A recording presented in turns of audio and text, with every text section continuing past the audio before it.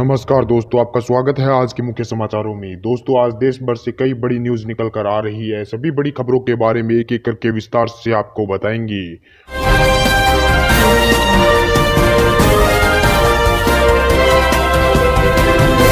मोदी सरकार की बड़ी मुश्किलें, भारत में तबाही मचाने के लिए चीन और पाकिस्तान ने की सीक्रेट डील, जैविक युद्ध की भारत पर रच रहे हैं दोनों देश साजिश। जी दोस्तों, आपको बता दें कि भारत और चीन के बीच पहले ही तनाव बढ़ा हुआ है।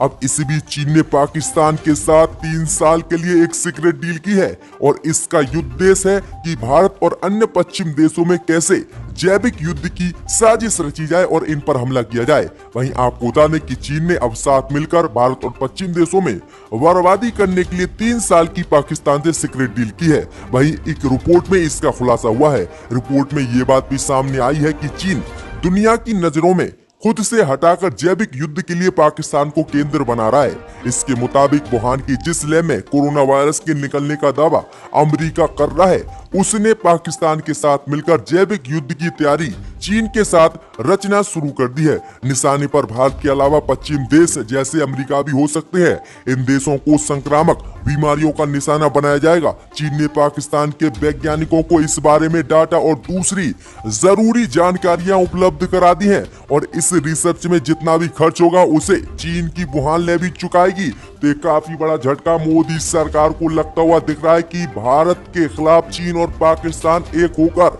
बड़ी बड़ी डील कर भारत को बर्बाद करना चाहते हैं। तो ये काफी बड़ा खुलासा हुआ है। इसी बीच बढ़ते हैं अगली खबर की ओर। तो 27 जुलाई को एक बार फिर से प्रधानमंत्री मोदी राज्यों के मुख्यमंत्रियों के साथ करेंगे बैठक। लॉकडाउन को लेकर कर सकते हैं चर्चा। जी दोस्तों, आपको बता दें कि देश में बढ़ते कोरोना संक्रमण को देखते हुए प्रधानमंत्री मोदी एक बार फिर से राज्य के मुख्यमंत्रियों के साथ बैठक करने जा रहे हैं। प्रधानमंत्री मोदी 27 जुलाई को मुख्यमंत्रियों के साथ बैठक करेंगे। इस बैठक में कोरोना के बढ़ते संक्रमण को लेकर चर्चा हो सकती है और इस बैठक में गृह मंत्री अमित शाह भी मौजूद रहेंगे। वहीं बैठक के बाद पूरे देश में एक बार फिर से पूर्ण लॉकडाउन लगाने का प्रधानमंत्री मोदी ऐलान कर सकते हैं। तो ये काफी बड़ी अपडेट है कि 27 जुलाई को एक बार फिर से प्रधानमंत्री मोदी राज्यों के मुख्यमंत्रियों के साथ बैठक करके लॉकडाउन बढ़ाने पर चर्चा करेंगे।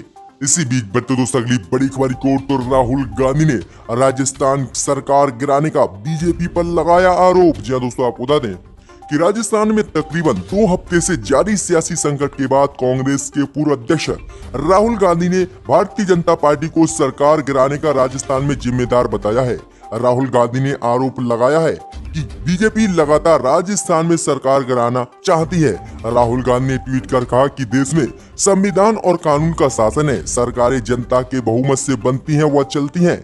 वहीं आगे राहुल गांधी ने कहा कि राजस्थान सरकार गिराने का भाजपाई षड्यंत्र साफ हो गया है और राजस्थान में सरकार गिराने के लिए करोड़ों रुपए की फिरौती विधायकों को दी जा रही है और सरकार गिराने की बीजेपी की तरफ से साजिश की जा रही है। वहीं राहुल गांधी ने कहा कि कोरोना को रोकने में और चीन से निपटने में मोदी सरकार विफल है, लेकिन राजस्थान में सरकार कांग्रेस की गिराने में कितनी एक्टिव दिख रही है और करोड़ों रुपए का घोटाला कर ये विधायकों को पैसे से खरीदकर कांग्रेस की सरकार राजस्थान में गिराना चाहती है। आगे राहुल गांधी ने कहा है कि राज्यपाल महोदय को विधानसभा सत्र बुलाना चाहिए ताकि सच्चाई देश के सामने आए और फ्लोर टेस्ट हो सके। वहीं आपको बता दें कि राहुल गांधी के इसी ट्वीट का जवाब देते हुए बीजेपी प्रदेश अध्यक्ष सतीश पुनिया ने कहा कि देर से भी आए और दुरुस्त भी आए। राहुल गांधी जी का लंका लूटने के कगार पर है और ये भी अच्छा याद दिला दिया कि थोड़ा 1975 का आपातकाल और 91 बार अनुच्छेद 356 के दुरुपयोग का इतिहास भी राहुल गांधी को बता देना चाहिए था। वहीं उन्होंने कहा कि किस तरह से राहुल गांधी बीजेपी पर झूठे आरोप लगाकर जो है बदनाम कर रहे हैं। तो ये बीजेपी का पलटवार राहुल गांधी पर आया है। इसी बीच बढ़ते दोस्तों अगली बड़ी खबर की ओर, तो चीन के बाद नेपाल ने भी भारत की सीमा पर की नापाक हरकत। लोगों ने की भारत के क्षेत्र पर कब्जा करने की कोशिश। जी दोस्तों, आप बता दें कि चीन से लगातार सीमा विवाद को देखते हुए नेपाल भी भारत के क्षेत्रों पर आज अपना दावा ठोकता हुआ नजर आ रहा है।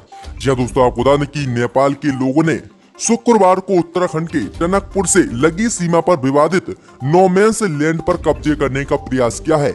वहीं आपको बता दें कि इस पर नेपाल ने अपना दावा ठोक दिया, जिसके बाद मोदी सरकार की और मुश्किलें बढ़ गई हैं। एक तरफ चीन और अब नेपाल भी नए नए दावे भारतीय क्षेत्र पर ठोक रहा है। इसको लेकर इस इलाके में दोनों ओर से हंगामा भी हुआ है। जल्दी इस मुद्दे पर नेपाल और भारत के अधिकारी बात भी करेंगे। वहीं आपको बता दें कि पिछले कुछ दिनों से भारत और नेपाल के संबंधों में तल्खी आई है। सीमा को लेकर नेपाल ने जब से नया नक्शा पारित किया है तब से दोनों देशों के संबंध में तनाव देखा जा रहा है। एक तरफ चीन भी लगातार भारतीय क्षेत्र पर कब्जा करने की कोशिश कर रहा है और इसी बीच नेपाल भी चीन की तरह ही भारत के क्षेत्र पर कब्जा कर रहा है। तो ये काफी बड़ी खबर आ रही है कि टनकपुर में अब फिर से नेपाल ने अपना दावा ठोका है भारतीय क्षेत्र पर। इसी बीच बढ़ते दोस्तों अगली बड़ी खबर की ओर तो राजस्थान संकट को लेकर बीजेपी के खिलाफ आज कांग्रेस करेगी सभी जिला मुख्यालयों पर विरोध प्रदर्शन। जय दोस्तों आपको बता दें कि राजस्थान में सियासी संकट के बीच एक तरफ जहां मुख्यमंत्री अशोक गहलोत विधानसभा सत्र बुलाकर अपना बहुमत साबित करने पर अड़े हैं, तो वहीं दूसरी तरफ राज्य में बीजेपी के खिलाफ जोरदार प्रदर्शन भी कांग्रेस करने जा रही है। कांग्रेस पार्टी आज राज्य के सभी जिला मुख्यालयों पर भारतीय जनता पार्टी के लोकतंत्र की हत्या की